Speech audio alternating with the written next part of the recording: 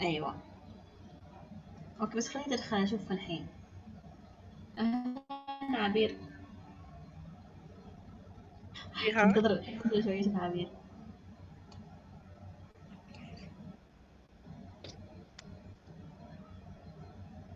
وصلت عبير؟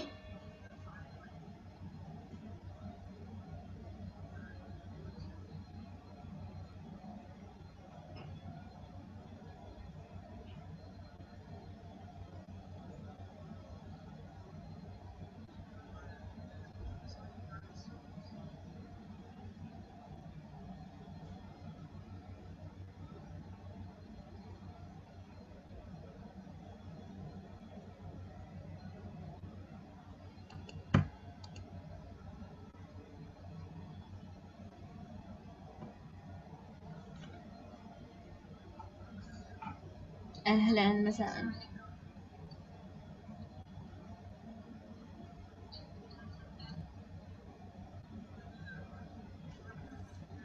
الو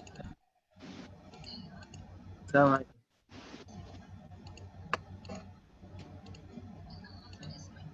أهلا مساء النور. الو أهلا، كيفك حاشل أخبارك؟ طيبين، ايش اخبارك؟ كيف الصحة؟ طيبين الحمد لله. تأخرت عليكم شوية. لا عادي، في الوقت المناسب. كل عام وأنت بخير. وانت بخير وانت بخير، من عيدين الفايزين. ايش اخباركم؟ آمين إن شاء الله جميعا. الحمد لله تمام، أخبارك أنت؟ الحمد لله بخير، ترتيب الحمد لله. الحمد لله. ريم تسمعينا؟ أيوة نكون معك في الهوست أنا وريم. الحين بخليكم كو هوست باثنينكم. يس.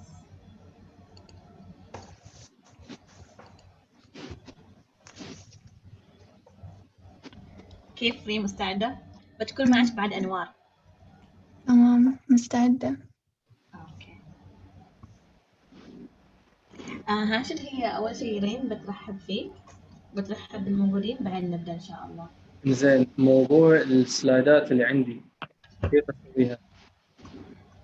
حطيتك أنا كو هوست، بس سوي شير سكرين ويصير وخلاص بيظهر عند الكل. خلاص شير موجود. سكرين. تمام. ظاهر. اوكي. أيوة الحين ظهرن خلاص. تمام.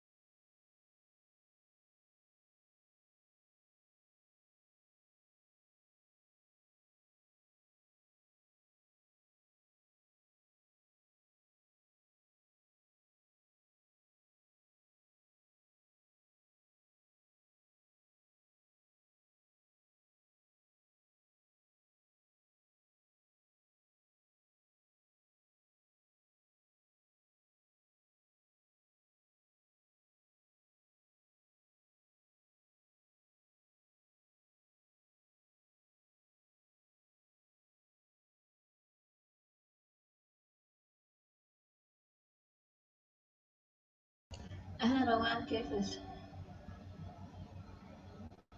روان تسمعيني؟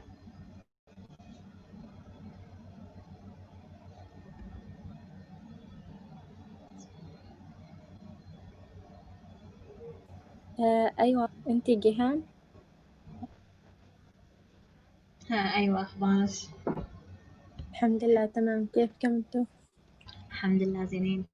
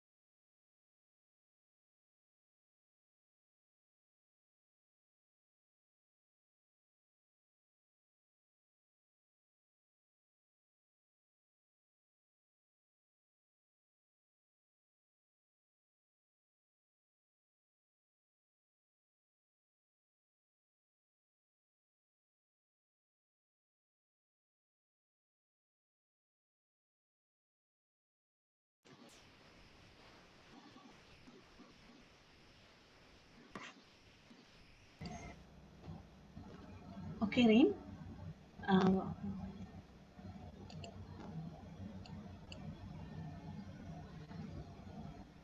ريم تسمعيني؟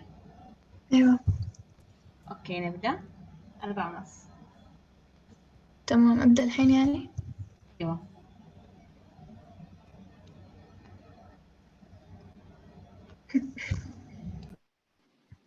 Good evening, everyone. I would like to welcome you all to our third workshop in English. As well, warm welcome to our speaker today, Mr. Hashil Al Hatmi. He will talk in this workshop about psychological first aid. I hope you all enjoy today. Mr. Hashil will start now. Thank you, Reem. Assalamu alaikum, everyone. My name is Hashil Al Hatmi. Thank you for joining in today. And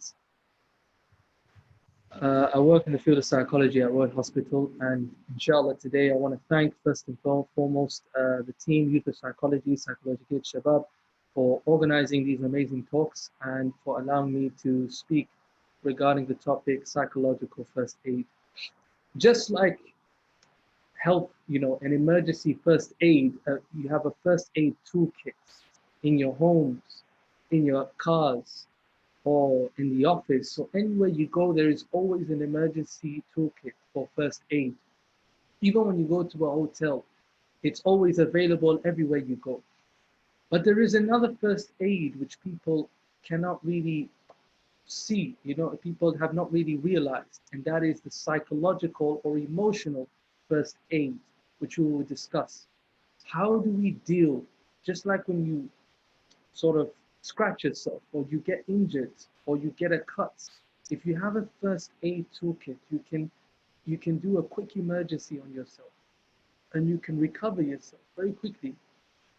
Likewise, we need something for our emotional injuries. Psychological distress at times needs a psychological first aid toolkit. And that's something that we're going to talk about today. And we're also going to look at what are the things that we need in this toolkit. So I want you guys to imagine with me that there is a box in front of you. You have a psychological toolkit, a psychological first aid toolkit. What are we going to put in this box? And I'm going to mention to you later on about the stuff, the tools that you can put inside. And then we're going to talk about what would you like to have in your toolbox? What would you like to have in that box, in that kit of yours? What would you like to put inside? And I want this not just to be a lecture, but I want this to be engaging.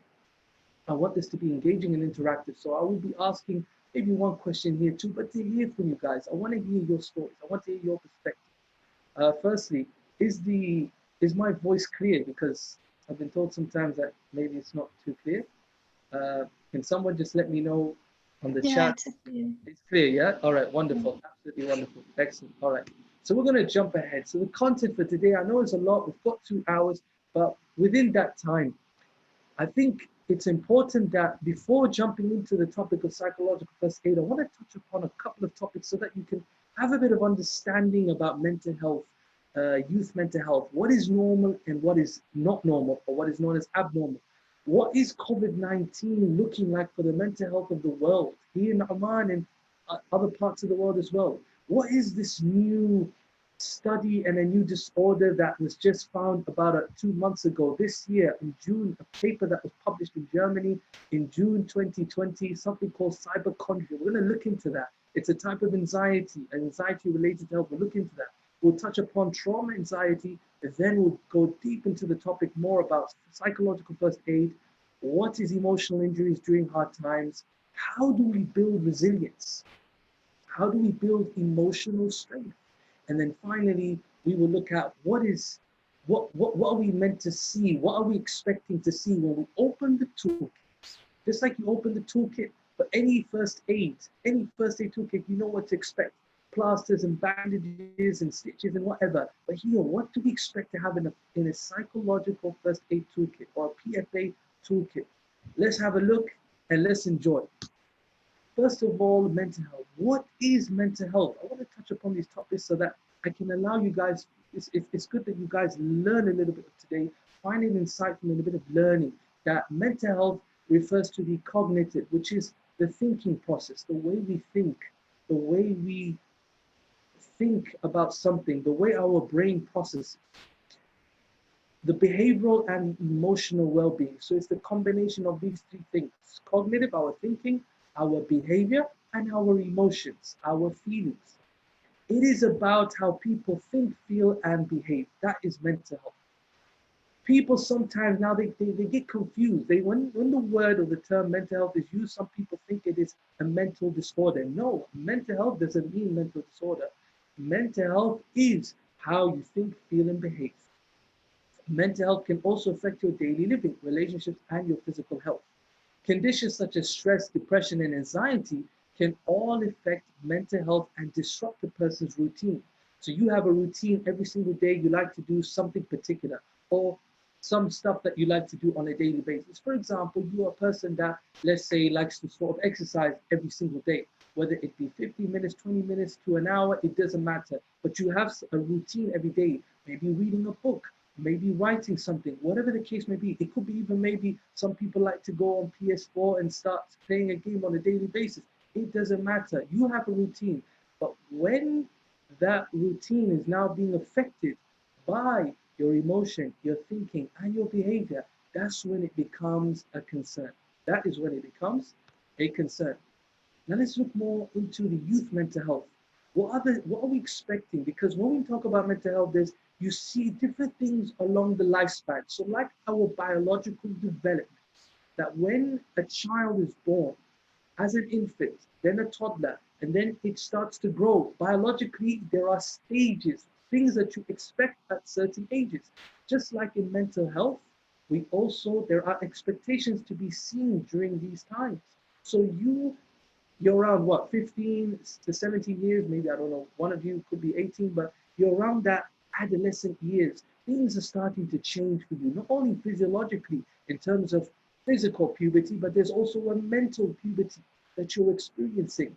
You're experiencing different feelings, different emotions. Your understanding is growing and advancing. You're not the same as you were when you were 12, 13, 14, but now 15, 16, you're starting to see mental and psychological puberty changes. So it is normal for children and youth to experience various types of emotional distress as they develop and mature. It happens. These are things that are normal. For example, it is common for children that may experience anxiety about school, or youth to experience short periods of depression that are transient in nature. Meaning you might feel maybe up and down sometimes when you're going from, what they call middle school to high school. So going from Idadi to Thanawi, for example. So when you're moving from that trend, when you're moving up in that transition, it's not sometimes easy. When you look at some of the movies, when someone goes into high school and they say this guy's a freshman, you're a freshie, yeah? When you're the first year, you feel kind of like, okay, I'm new here. Not everyone knows me. Maybe some of my friends who came out with me and we're first year together, but now I have to develop new friends. I have to now, I have to get to know people and people to know me. So there might be some things that you might be experiencing during that time. So you guys, since you're 15 to 17, you're already in Thanawiya or Thanawi, Thanawi Amma, you're going through those 3 years. How are you going to deal with that? Not only physically, but also mentally. So that's what youth mental health is about. Back in the day, in our time, when we were your age, we used to have Wikipedia, but now you guys, Google has advanced. It was there back then, but it's not as advanced as it is today. So you guys, you want to use Google so that you can do more research in what is youth mental health and get to know and get to understand yourselves more and what goes on in your daily basis. It helps that you learn.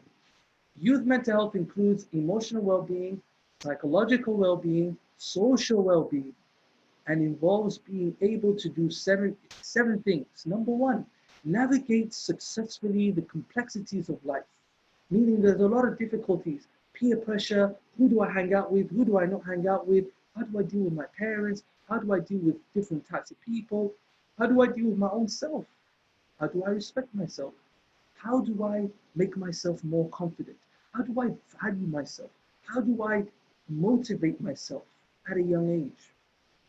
So navigating successfully the complexities of life, choosing what I want to become in life, and it takes time, even when you're in 18, 19 and onwards. Number two, develop fulfilling relationships. You start to develop relationships with people. Yeah, you start to develop that relationships and it goes to another level. How do I develop a relationship now? Whether it's same gender or the opposite gender, or how do I develop different relationships? It doesn't matter. But the idea is that how do I develop something that's fulfilling? Number three, adapting to change. And that is something that we're going to talk about more today. Adapting change. How do I adapt to changes in my life? Changes in my life personally, changes in my life socially, changes in my life even environmentally. So at the moment, we're looking at COVID-19 has shook the world. A little minute disease has made the whole world go down on its knees. Leaders are confused as to what is going on. Authorities are baffled. They don't know what they're doing. They don't know how to take the right decision. It's not easy. It's not easy being an authority and taking a right decision. But you can see changes that COVID-19 has led us to. Oman just right now is going to that transition as well as the rest of the world, from learning to e-learning. Many other areas have already shifted to e-learning, but now we are moving more into e-learning, integrating it, accepting it, embracing it, adjusting to it. Just a couple of days ago, the Ministry of Education are looking at how we need to start thinking about how we're going to get schools back and running. How are we going to do it? It's going to be tough, challenging, but nonetheless, nothing is impossible. It's about integrating with what we have at the moment, which is advanced technology. So how do we adapt to these changes? As a youth, how do you adapt to that? Number four, utilize appropriate coping mechanisms to achieve well-being without discrimination.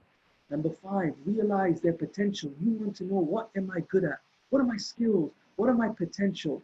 What can I achieve? What are my talents? What are my skills? Discover yourself.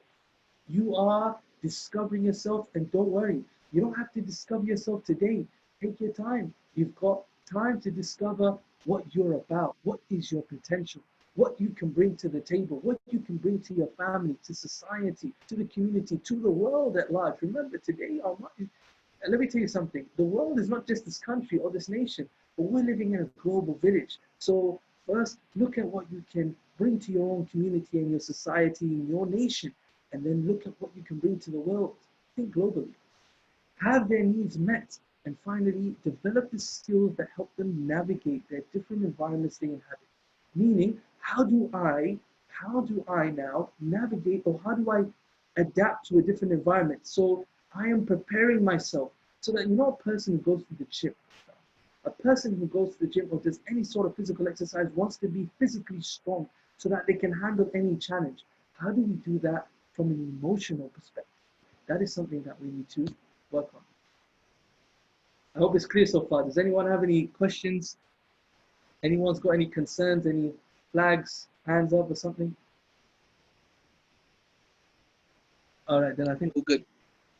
Yeah, if whoever have questions, they can write in the chat. All right, very good. I don't think there's anything on the chat at the moment, but all right. So yeah, till now it's nothing. I think by the end. No problem. But if you guys have questions, like Jihan has just said, don't hesitate. You can put questions on the chat, and I can answer them if it's regarding one of the slides, one of the points. Now we move on to a very, very important topic, and that is, how do I know what is normal and what is not normal? What's the difference between normal mental health? So when I'm feeling stressed out, is it something I really need to be concerned about? Or is it something that any human being can go through? This is a very good question. For example, if you're afraid of giving a speech in public, among your friends, among a group of people, you're in class and you're asked by your teacher, I need you to go and stand up and talk about this topic. How are you going to feel?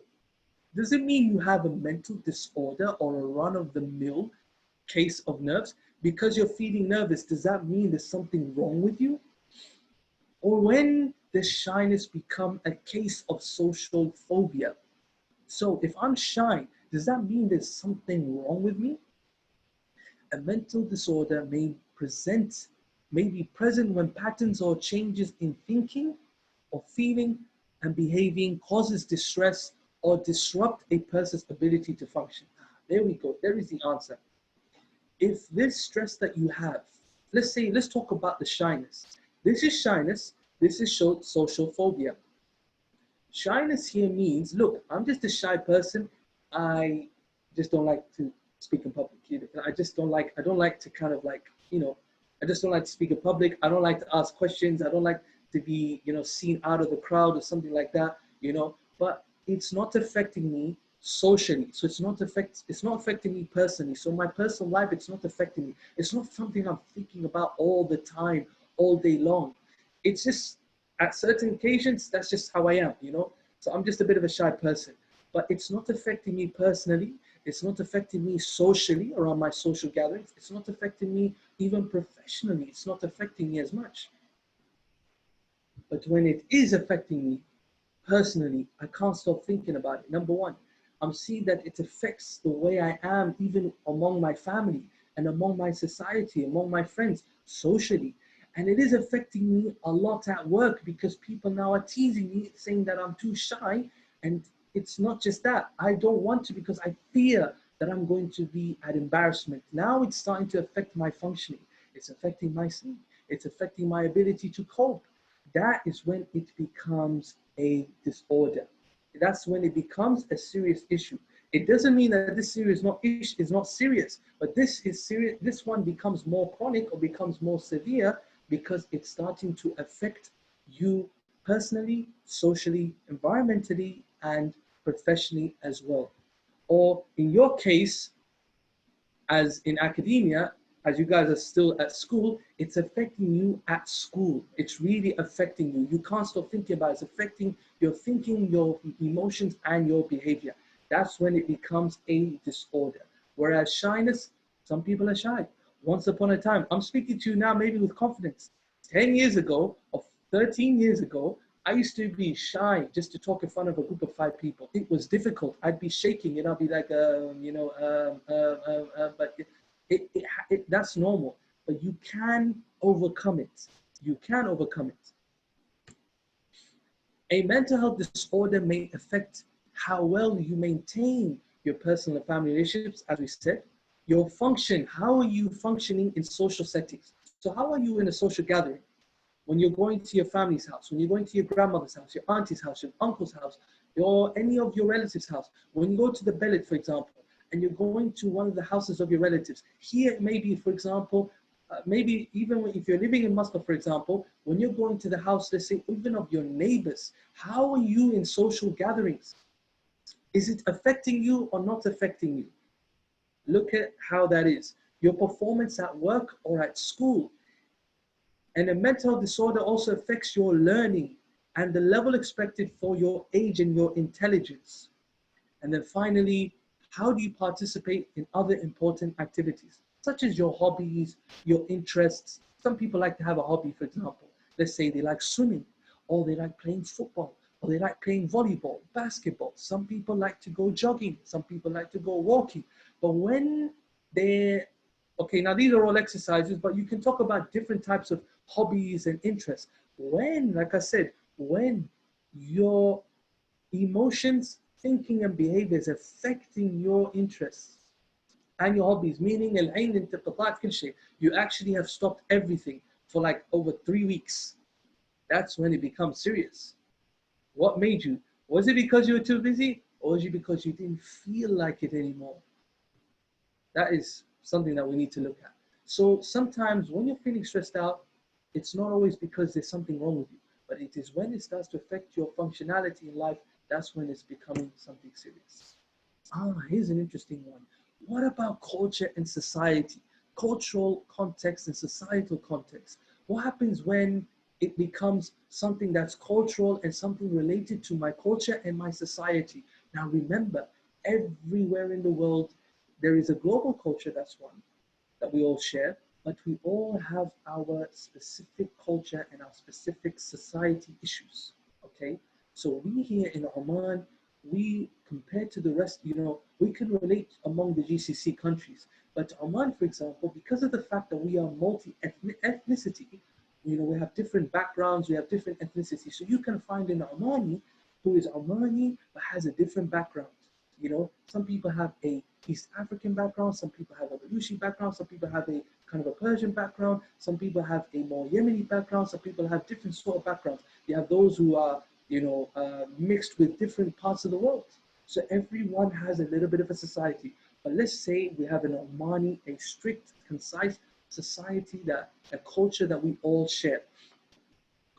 Does culture and society play a role? It does. It most does. And yes, we may see that in the West, that they accept, for example, a lot of these mental health issues a bit more, but that doesn't mean that they don't have their cultural aspects or their cultural issues. They do. In some parts of Europe, they find certain things to be aib, for example. I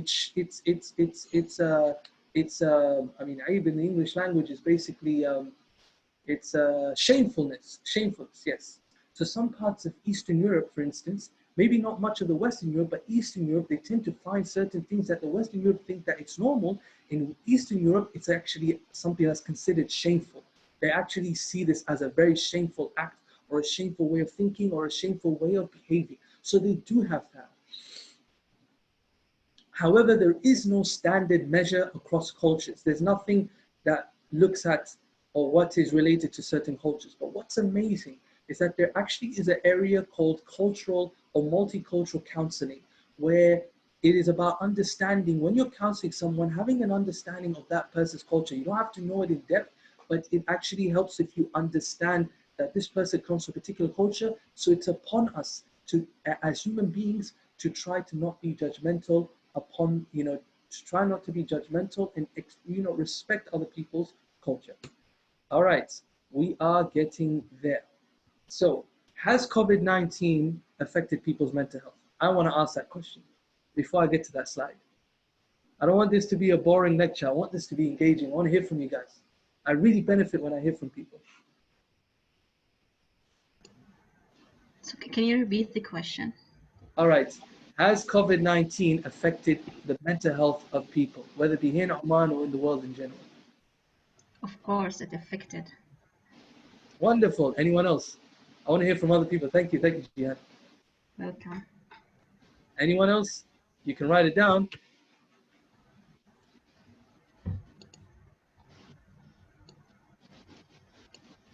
Is there anything on the chat?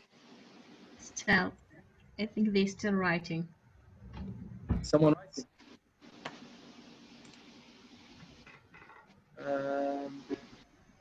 There we are. Yes, it has been affected. All right, wonderful, wonderful. I got one more question and then I'll move on. Do you guys think it's been affected more on the anxiety side, so more on anxiety, fear, worry, or do you think it's more on the feeling depressed, feeling low mood, feeling lonely, etc.? Which one do you think? Which one do you think it is heavy? That is more heavy? Yeah, is the fear, anxiety, worry more heavy, or is this kind of heavy? Low mood, depression. Is this a bit more heavy? Which one do you guys think is more heavy? I think in the depression side. Depression. Okay, you think on the depression side. Anyone think? Hello. Hello. Anyone think anxiety? I think it's from the anxiety side. You think it's on the anxiety side? So it's more heavy. Yes. Okay. I think it's heavily on anxiety side, actually, on a personal level and a social level too. Okay. And worldwide level. All right. All right. Good. I want to thank you guys for answering. Thank you very much for engaging. All right.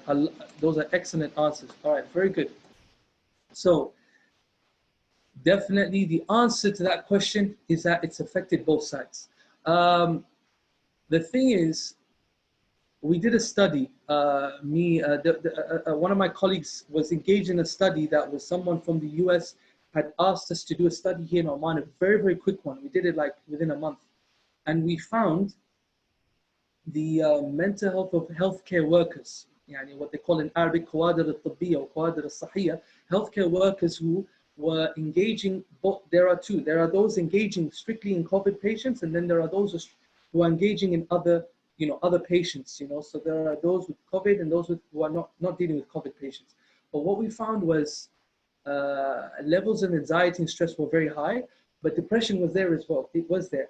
But what we found is that people, they didn't fear about, the main fear for people is about, is this virus going to come to me? Am I going to be, is it, how contagious is it? Am I going to catch it? But what they feared not on themselves, they feared more on their family members, their children, their family members, their brothers, their sisters. Will it go on to them? So as a healthcare professional, the fear was, whether it be a doctor, a nurse, a technician, or anyone, their fear was, I go home, I need to make sure that I am clean from head to toe, so that nothing at all can be contaminated upon my children, my mother, my father, my brothers, sisters, who's ever living with me at home.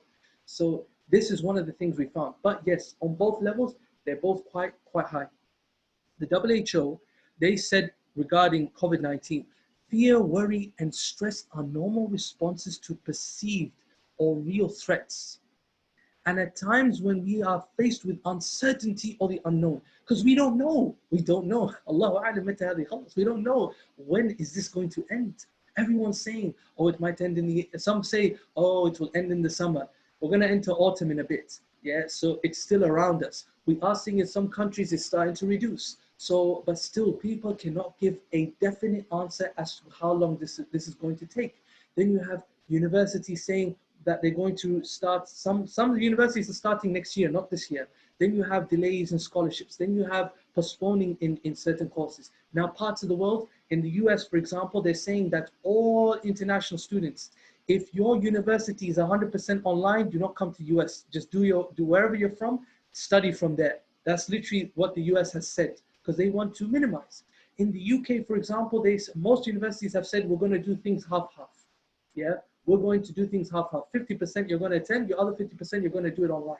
So everyone is trying to find the best solution that they can think of, but no one is certain. So when we are in times of uncertainty, where it's not known, we don't know what's going to happen, obviously a lot of fear and worry and stress is going to be prevalent. It's going to be all over the place. So it is normal and understandable that people are experiencing fear in the context of the COVID-19 pandemic.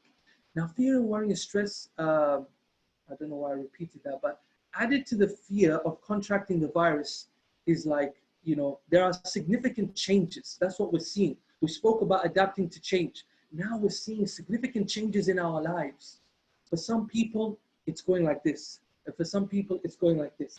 It all depends, because everyone's experiencing so many different things. And we're going to get into that on how this incident or this pandemic has affected the lives of so many people. So what we're finding is that a lot of our movements are restricted. We had 3 months lockdown, and now we're in our second lockdown. How are things going to look at after the lockdown? We're hoping things will get a lot more better and things will start to open up more in support and efforts to slow down the spread of the virus. That's why we're going through this, because they're trying to really reduce the cases. So I've given a link here for anyone who wants to read. I think I can, if you don't mind, what I'll do is, so I don't forget, I'm going to put this on the chat. One second, where's the chat? I'm going to share this link to you guys to the chat so that you can access it. Whoever wants to read it later on, you can do so. Yeah, whoever wants to read, you can read it later on whenever you get a chance. This is just from WHO. If you want to read more about COVID-19 and mental health, and obviously everyone's been affected. It's not just adults, it's children as well. And children are now asking, why are we not going out as much? Why are we not doing this? So they want to know. And WHO and also all different agencies and different sort of organizations have found ways to teach parents as to what is the right way to teach a child about COVID-19. How do you educate them so that they don't worry, they protect themselves, they take the safety measures, and how do we counter this pandemic? All right, trauma and anxiety. I just want to give you guys a little bit of an understanding as to what is trauma and anxiety, because these are some of the things that are related to this current time and something that's related to what we're going to talk about later soon, which is our main topic, psychological first aid. Psychological trauma is the damage to the mind that occurs as a result of a distressing event, meaning something bad happened to you. So it was a trauma. For example, A simple. I'll give you something very simple. You bumped someone's car. You're driving, you bump someone's car, yeah? Or you're walking and you bumped into someone. And that person, I don't know, a person fell, or the person was holding something like a mug of coffee or some books, or was holding something and it fell. You understand? So that was a bit of a trauma. You got shocked. So the trauma is related to a shock. A shock, like, wow, like, whoa, you know, you didn't know that this was going to happen. So someone hits their car. You know the feeling of when you hit someone's car or someone hits your car. You're a bit, it's usually more like, it could be the other way around. So you hit someone's car and you're thinking, oh my goodness, the insurance. I have to go to Ma'bela. I have to go to Wadi Kabir. I have to go to Sana'iyya, Ghala, or whatever. And you're thinking the headache. I have to go here, there. It's going to take so many times. I don't have time. I need to go here. I need to go there. So it's traumatic. You know, it's very stressful. So that is something that can happen to a person. You understand?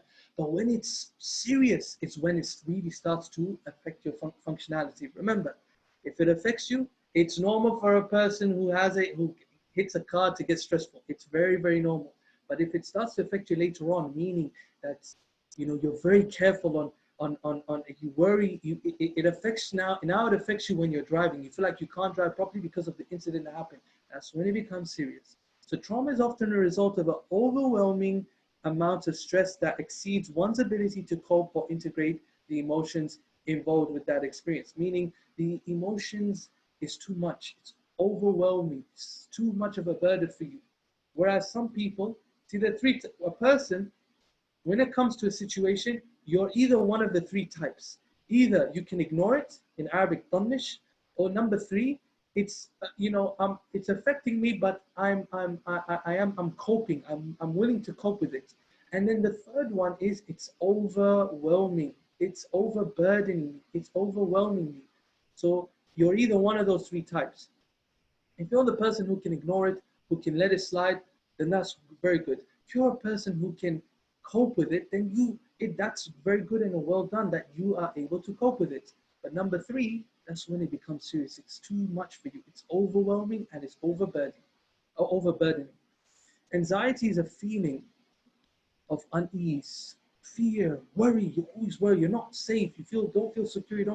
You feel unease, such as worry or fear that can be mild or severe. Everyone has feelings of anxiety at some point in their life. When it comes to your exams, I mean, this summer, all of you, 15, 17, 16 years old, this summer, were you guys not fearing about what's going to happen at school? Did you guys not fear about your results before they came out, before they decided as to what they're going to release as results? Did you guys not have fear? That is fear. But that's very, very normal, because that's just the fear you have when you're at school and you're a student. So that is something normal. We all go through that. What is trauma or PTSD, and what is grief? Post-traumatic stress disorder is a psychiatric disorder. Now, this is when it's serious, that can occur in people who have experienced or witnessed a traumatic event. It's so traumatic, such as a natural disaster. Lebanon, best example right now. SubhanAllah, just happened, what was it, yesterday or the day before? Perfect example. That is a natural disaster, and that, has caused trauma to the whole nation. Yeah? May Allah protect them. I mean, it's very, very devastating. I cannot imagine what it is like to be in their position. That is a disaster, and that has affected the whole nation.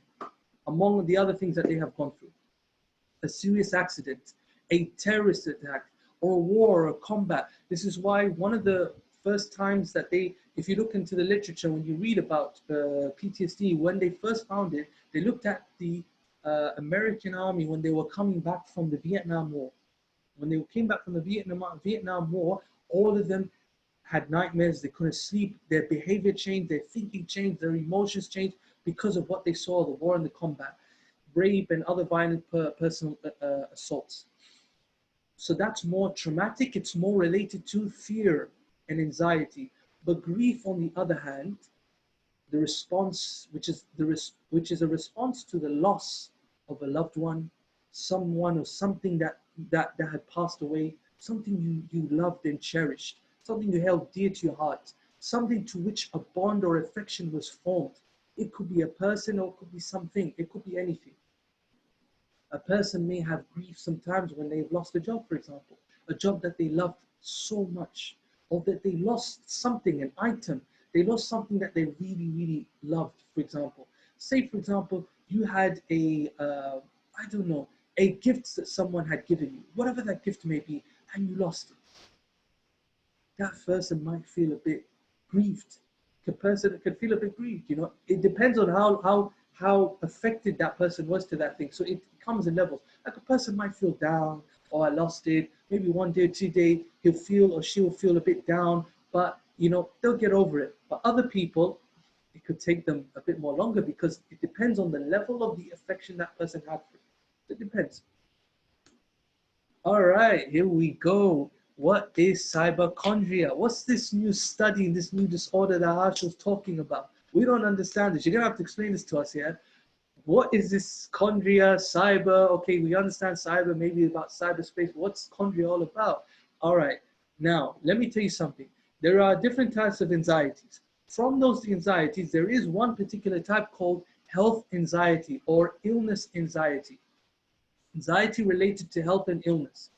Sometimes, previously, it was called hypochondria. This is its scientific name. It is when you spend so much time worrying that you're ill or about getting ill that it starts to take over your life.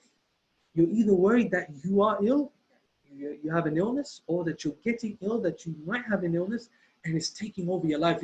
You can't sleep because you're thinking, am I ill? Am I not ill? Should I do a medical exam? Should I do a medical exam? I went to the medical society. I went to the local health or the hospital or the polyclinic, and they told me that I'm okay. I got checked. I'm not nothing. I'm negative for any disease. But I still can't help with these thoughts. I just feel like there's something wrong with me. So health anxiety is when you may have health, when you constantly worry about your health. You frequently check your body for signs of illness, such as lumps, tingling, or pain. You're probably checking your temperature every 3 times a day. You're checking your temperature just to see if you have a fever or not. You can't stand it. You're always asking people for reassurance that you're not ill. You worry that your doctor or the medical test have missed something, meaning you go and you do all of these medical tests, and they tell you, look, you have nothing. You have nothing. You're good. But you're thinking, no, there's something wrong with me. So it happens. Some people, I've seen people who literally have this. There's a good number of people who tend to have these feelings and these type of thinking and behavior.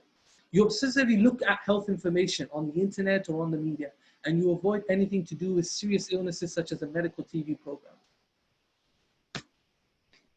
Coming to the actual name itself, a paper that was published 2 months ago by Jungmann and Withoft in Germany. They looked at the role of traits. They looked at the traits of health anxiety and something that they call cyberchondria, which is anxiety related to. So it's the anxiety that's related to COVID-19.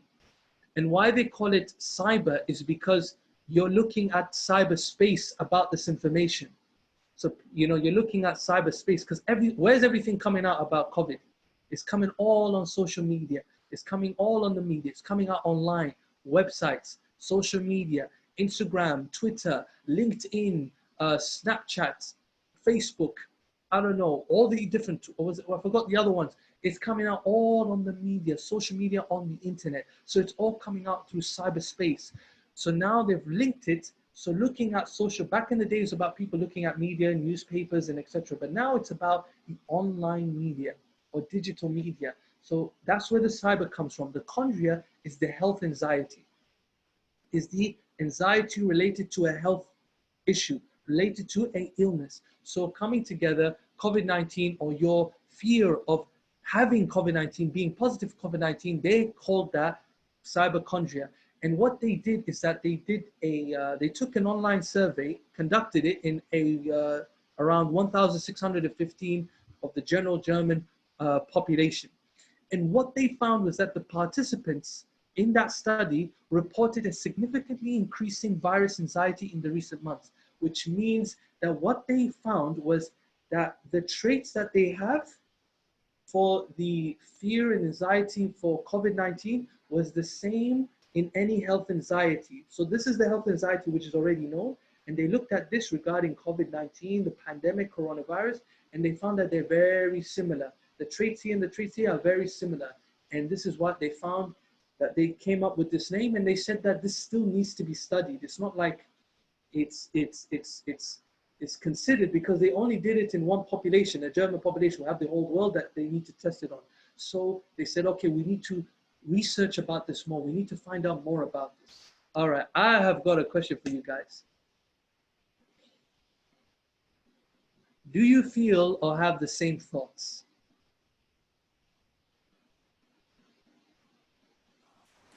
Yeah, from time to time, I feel like that. Sometimes, even when I touch my face and I feel I am hot, even if it is my normal body, but I feel no, maybe I am sick.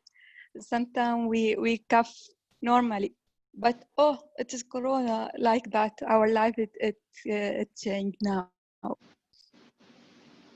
I like that. Thank you very much, Joa.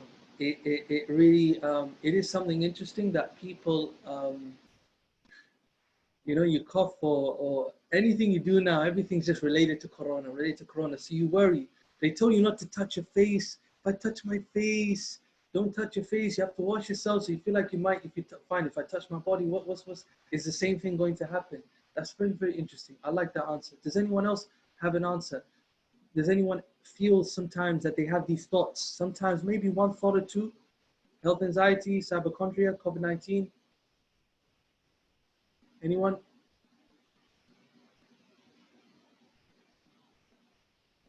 All right, I think that was... Can you repeat the question, please? So the question is, do you feel like you have the same thoughts? Do you feel like you have health anxiety or cyberchondria? Cyberchondria is anxiety of COVID, meaning being positive for COVID. Do you have sometimes these thoughts, fear, worry?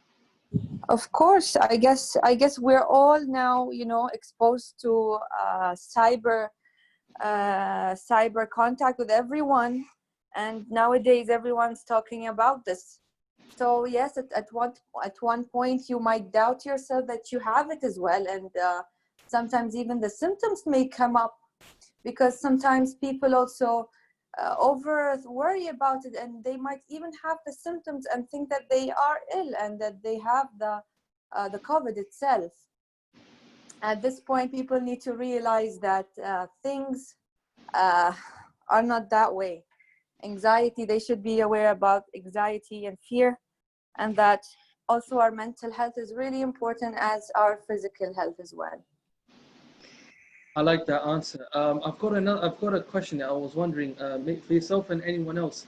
Anyone here had a headache, for example, just even a symptom, a headache or a cough, or maybe even a blocked nose or a running nose or anything like that? Did you guys have, like, I don't know, any sort of symptom, and you felt like you got a bit worried that, oh, it might be something? Like, did you get worried that it might be Corona, for example? Hold on, I'm trying to see the question. I'm just trying to, I saw that someone, one second, someone wrote something on the chat. It's answer in the chat, please. Oh, it's an answer. Okay, no worries. So I'm assuming that most of you, yeah, even a symptom. I'm not gonna lie. I think I got a symptom once. Just it was either a headache or a fever.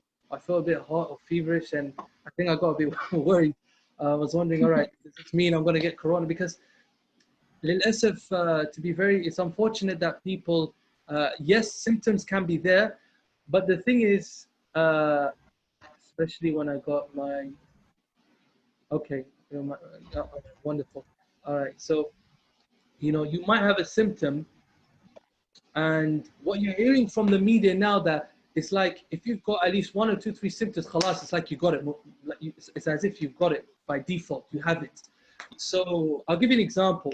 In the hospital, we have a staff clinic, and the staff clinic are literally, the numbers are starting to increase in the amount of staff that are coming to them, because they do the swab test, and they have to check on them. After that, they'll tell them, listen, you know, you've been tested now, you're going to have to quarantine yourself for 14 days. Then you're going to have to get back to us, and then we're going to get you the results, and etc. but it's a lot. And you know, I've been told sleep issues has been one of the biggest issues. Sleep, the difficulty sleeping, and that has been a very, very tough thing for many, many, many people. Whether you're from the health professional or you're not, or you're from other different professions, it's sleep has been a very, very difficult. It's been a very, very big issue, and it seems to not just be here, even worldwide. It's become a very, very big issue. Insomnia. Moving on, ladies and gentlemen. Well, I'm the only gentleman here, I guess. But now we go on to our main topic. I know I've taken time, but now we're going to move to our main topic for today, and that is, what is this first aid that is about emotions? Psychological first aid, in acronyms PFA, okay? The uncertainty associated with a global health crisis, such as COVID-19, it challenges everyone's ability to cope. Let's take a step back for a moment. What was it like in 2009 when we had H1N1, the swine flu? Let's contemplate about that. It was a bit different. Yes, it was global. People were getting it very easily. People were getting, positive for H1N1. And the difference is that then we weren't wearing masks as much. And traveling was still around. It didn't affect traveling, and tourism was still all there. But the H1N1, the swine flu, was still, spreading. But this one is a bit different. This one is something we've never seen in maybe nearly 100 years. We haven't seen something like this before. And this is really, really serious, because it's not just affecting the health of people, but it's affecting the world economy. It's affecting the way the world is functioning today. And it's going to affect how things are going to be done, the way the world will function and operate in the coming, or we're about to enter soon, the new decade. We just finished 2 decades of the millennium. The millennium is 1,000 years. We moved from 2000, the new millennium. We just finished 2 decades. A decade is 10 years. We finished from 2000 to 2010, and now 2000 to 2020. We entered 2020, and look at what's happened. We are moving into a new decade filled with new discoveries. Whenever, I want you guys to remember something, and as we're entering psychological first aid, I assure you, when you go back, this is why history is very, very important. When you look at history, look at what they went through, and know that whenever there was a crisis, after that crisis, what came after it? Success. A lot of successes and new discoveries came after different crises that have been going on for many, many years, since history.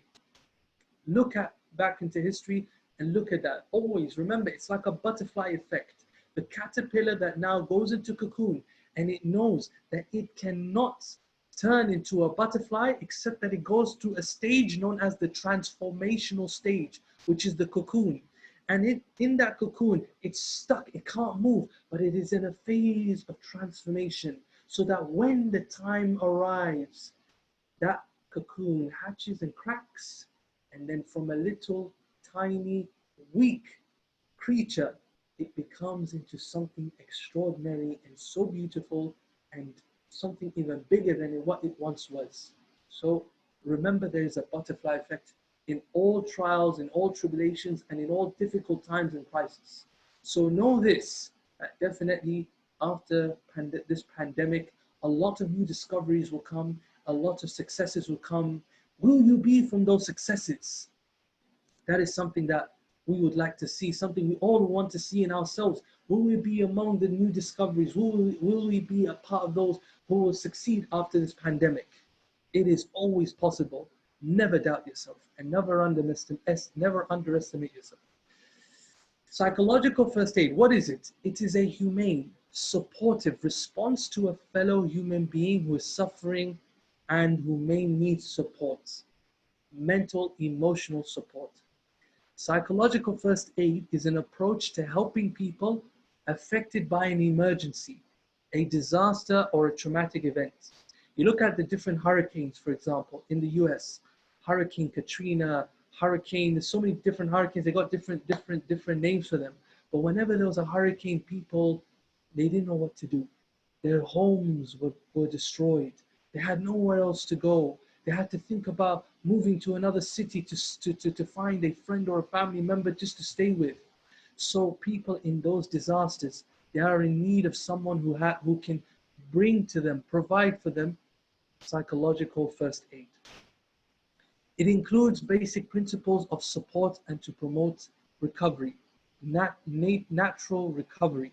How can they recover from these incidences? This involves helping people to, number one, feel safe, ensuring them that they are in in safety. Safety is there. You need to ensure that they are safe, connected to others. We're going to talk about soon, we're going to talk about something about connecting and connections and network. When you have connections, when you have a network, social network, you feel much better that you know that you can go to people when you don't know if you have a social network. If you don't have a good social network, that's when you're more worried and fearful. Who can I ask for help and assistance? Calm and hopeful, access physical, emotional, and social support, and feel able to help themselves. When you are in need to go to the hospital, when there is an emergency, when you know that you have the ability to reach to a medical facility, how do you feel when you have the number or a contact number, or you know that it is close by, or you know that there's someone to help you get there or reach there? How do you feel compared to the one who has no numbers, no contact, nothing nearby, and no one to assist to take them there? Psychological first aid, its objective, its aim is to reduce initial distress, meet current needs, and promote flexible coping and encourage adjustments. So it helps people to cope, and it helps people and teaches them how to adjust to this difficult situation, and also to meet the needs of people. What are their needs? What are their physical needs? What are their mental needs? What are their social needs? Even when it comes to physical needs like food, water, drink, and shelter, what are their needs? How can they be met? And also their medical needs. So we know, okay, I've mentioned what it is, but what is it not? It is also important to understand that psychological first aid, it is not, number one, something that only professionals can do, meaning you don't have to be a health professional to provide psychological first aid or to be trained in psychological first aid. All of you can actually be learned. You can actually learn to become a psychological first aider, just like anyone can learn first aid. Anyone can learn can learn first aid training. You guys can also learn psychological first aid and help the people around you, your family members, your friends. By the way, at the end, there are 2 videos that we're going to show, and one of them is young people in psychological first aid, how young people can help each other, when they're going through a difficult time, all right? So number one, it is not something that only professionals can do. Even you youngsters, even if you don't have a health background, not a problem. You guys can learn, you can train, and you can become healthcare, you can become a psychological first aider. And if you want to know that, do contact me and I can tell you how you can do that. Number 2, psychological first aid is not professional counseling. It is not therapy. Yes, it has some of the therapeutic skills when you are engaging with someone. The skills are there, but it is not professional counseling and it is not professional psychotherapy. It's not a session. It's not a session. So when you go deep and understand the past and how they feel, you're not going to go too deep because there's not much time for that. It is not psychological debriefing, meaning that it does not necessarily involve a detailed discussion of the event that caused the distress. You're not going to go too detailed in the event. Like again, there's not enough time for that. All right, we're not going to go too deep into a session. Number 4, it is not asking someone to analyze what happened to them or to put time and events in order. Sometimes they're going through so much difficulty. Imagine someone's just come through a disaster. they can't think. When someone's in a disaster, don't expect their memory to be very, very good and clear. They might not remember how things are. It's about learning how to calm people down. You need to learn, as a psychological first aider, calm the people down. Ensure them that they are safe. Ensure them and promote hope, safety. Let them be calm and let them know that help is near. You're there to help them and that you can help to the level best that you can to provide whatever help that can be provided. Finally, psychological first aid, since it involves being able to listen to people's stories, because you're going to be listening to them, it is not about pressuring people to tell you their feelings and reactions to an event. You don't have to go too further. You don't have to push them to tell them how they feel, but allow it to come out of them by their own accord, not by you probing them, not by you pressuring them, but allow it to come. They will open up to you. And the skills to do so, that can be taught. So who can benefit from psychological first aid? Everyone, children, adults, anyone or any person in distress should have access to psychological first aid where possible. So any person should have access, for example, to any first aid, any emergency first aid, for example. We should always have access to it. It's in the car, it's in our houses, it's in our offices, it's at school. For example, you get hurt at school. Is there not an emergency first aid toolkit? Stitch, they can stitch, they can put a plaster, they can put a bandage, simple stuff. The stuff that anyone can do, it's all available. When it is serious and it needs medical attention, that's a different story. But something basic that doesn't need medical attention, yet something right there, something quick, something emergent, something urgent, something that is urgent, that is there. And likewise, everyone who goes through distress should have this psychological first aid ready for them, available at all times. This includes adults, adolescents, and children, as well as disaster relief workers and first responders. So like I said, children and adults, everyone can benefit from psychological first aid. However, not everyone who experiences a crisis event will need or want psychological first aid. Not everyone. So do not force help on people who do not want it, but make yourself easily available to those who may want support. Make sure that the people know that you're there to support them and to provide the care that is required. The people who need more immediate advanced supports. So people, for example, with serious life-threatening injuries who need emergency medical care, they need a medical attention. People who are so upset that they cannot care for themselves or their children due to whatever incident or difficulty or crisis that they are experiencing. People who may hurt themselves. This is known as suicidal injuries or self-harm. Self-harm, this is what it is. Hurting themselves, this is called also self-harm. People who may hurt others, so that is harming others, or homicidal behavior. People in these situations need medical attention or other help as a priority to save their life. Now, in psychological first aid, there are 5 different elements that we need to understand. Number 1, well, 5 things: safety, calmness, connectedness, self-efficacy, and finally, hope. Number 1, it is important, the first element is to promote safety by removing from or reducing exposure to the threat of harm. Yeah. So you want to promote safety, make sure that they feel safe. Number 2, promoting calmness, being friendly and compassionate even if people are being difficult. Sometimes you could deal with a person who's going through a difficult situation, but they're very difficult. They're not giving you a very good time, but it's upon you to do your job and be friendly and be compassionate to them, even if they're being difficult with you. Be friendly and be compassionate. Number 3, promote connectedness.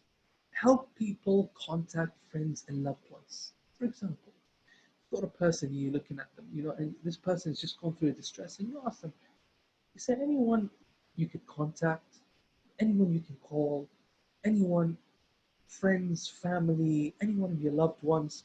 Do you have a contact list? Is there anyone we can help you find to contact? Who should we contact for you? Let's give a good example. A child gets hurt at school, gets into a fight, or gets hurt, gets into a harm. Yeah, akramakumullah, may Allah protect you guys. But I'm saying any child gets hurt, for example, connectedness. How can we relate this to this scenario? It is when a person goes to that child and says, do you have your mom's phone number? Or your dad's phone number? Or your uncle or your auntie's phone number? Or the school already has it registered. Phone numbers of some of their family members. Their mom, their dad, their auntie, or their uncle, or maybe a grandparent. Someone of that sort. You know, who can we help contact? Maybe that person is not has the ability to take out their phone and call someone. But you can, you know, you can ask them, is there anyone would you like me to contact so that I can tell them about your situation? I need you to contact so-and-so. I need you to contact so-and-so. I might need you to contact so-and-so and let them know about my situation. That is promoting connectivity. Number 4, promoting self-efficacy. Self-efficacy is the belief that one's actions are likely to lead to positive outcomes and feeling able to help oneself. So sometimes a person, for example, can be very negative in a distress. In this type of situation, they can feel very, very, very negative. How do we promote positivity into them? How can we tell them that their actions now need to be taken very seriously and that they shouldn't do something that's going to affect their health and their psychological well-being? How can we help them understand that their belief, their thinking, and their beliefs and actions can lead to either a positive or a negative outcome? So we need to promote self-efficacy, letting them know you're going to make it, you're going to go through, you're going to make this thing, it's going to be okay. And that comes to our 5th one, number 5, instilling hope, which is divided into 3 things. Number 1, convey expectancy that people will recover. Let them know, tell them you're going to recover. Inshallah, you're going to recover. Number 2, be there and be willing to help and say, listen, I'm here if you need me. I'm letting you know, I'm here if you need any help. Don't hesitate to call me. Don't hesitate to ask for me. Number 3, reassure people that their feelings are normal. Reassure to them that look, what you're feeling like now is completely normal. I actually use this. I'm just letting you know. I sometimes use this. Yeah, I tell people you have the right to feel what you feel. Yeah, I've told this to a number of my colleagues, a lot of my colleagues who are in the medical field, and I've had calls from people from here in Muscat, from Suhar, from different parts, you know, medical doctors, nurses, and they're all worried. They're all worried. I don't know what to do. My son's positive, my daughter's positive. I'm dealing with COVID patients. How am I going to deal with my mom and my children? How am I going to overwhelm this brother? Should I stay in a hotel? Should I do this? I literally had someone call me up. I think I've had at least 2-3 people call me up, and they were literally like, you know, they were ventilating. They were actually talking. And I told them, Doctora, I need you to do something for me. What? I need you to close your eyes. And I want you to inhale, hold your breath, count to 10, and then exhale it. So we actually did it together, 10 seconds. And then I told them, now talk. And they stopped ventilating. They stopped ventilating. They stopped breathing in and out, palpitating. They were much more calmer. And I said, all right, now let's talk. And I told them, I would actually tell them, you have every right to feel what you feel at the moment. If you're feeling worried, if you're feeling fearful, if you're feeling anxious, if you're feeling depressed, you have every right. There's nothing wrong with feeling the way you're feeling right now. You have every right to let them know that these are the normal feelings and emotions that people have during these situations. So instill hope in them. I hope I've instilled hope in you guys. Inshallah. All right, so emotional injuries during hard times, such as losing a loved one. I'm pretty sure that a lot of us here have lost loved ones. We've lost relatives, we've lost people close to us, whether they've died, they they died because of COVID or not because of COVID, maybe due to another condition. Maybe they had a medical condition and it just got worse.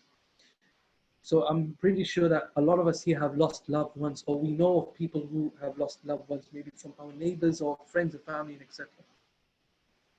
Loss of a business. I know someone who lost, she had a cake shop and it all went down to the drain because of the situation. Losing a job. People have lost jobs. People have had salary reductions, unemployment. People who are graduating this year, they're thinking about employment. People who graduated last year, they think about, what am I going to do about employment this year? It's been 1 year, I'm still not fully employed. How am I going to deal with the situation? Financial issues. Some people have, debts to pay, due. Some people have, certain, they have installments, they have a lot of debt to pay, bankruptcy, being tested positive for COVID, knowing that a loved one has been tested for COVID, failing exams or failing the whole year. Can you think of any more examples?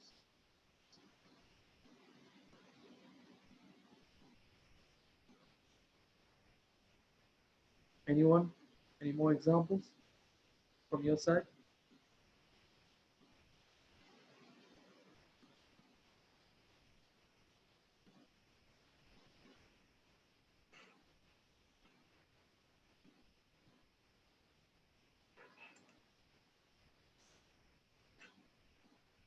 Does anyone have examples? If not, no worries. I think there's no one. All right, no worries. I think I've got all of them then. So, No, right. there is one. But there's no examples right now. I think I mentioned all of them. Khalas, not a problem. So these are just the examples, and I'm trying to. So these are the examples of, generally at a hard time, but I'm also trying to relate to, our current situation, which there are lots of emotional. These are emotional. Losing a loved one is not easy. Losing a business is not easy. Losing a job is not easy. Unemployment is not easy. Salary reduction. Some people have 80% salary reduction. It's not easy. Financial issues. People who, okay, I know there's a controversy here, but the 30 plus years of experience and that have been let go, for example. Now, some say it's a good thing because they want to employ younger people, but other people who felt like they can continue felt like it's, why did I get why did I get laid off? You understand? So what I'm saying is that there are two sides of the argument. But what I'm saying, for those who have left, they feel a bit like, I wanted to continue, but it hurts them. You know what I mean? So they're thinking about their financial issues, bankruptcy, and etc.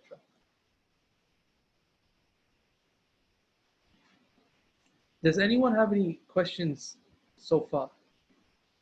Before we move on, I just wanted to know, does anyone have any questions?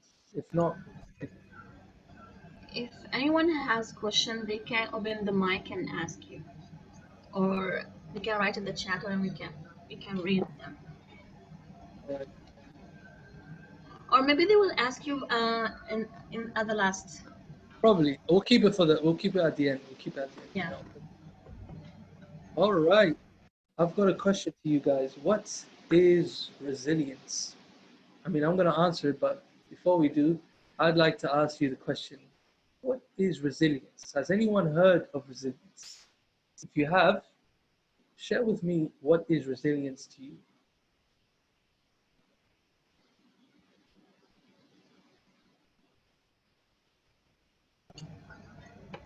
Okay, most of you guys probably have not heard of resilience, then I think I'll go into it. No problem.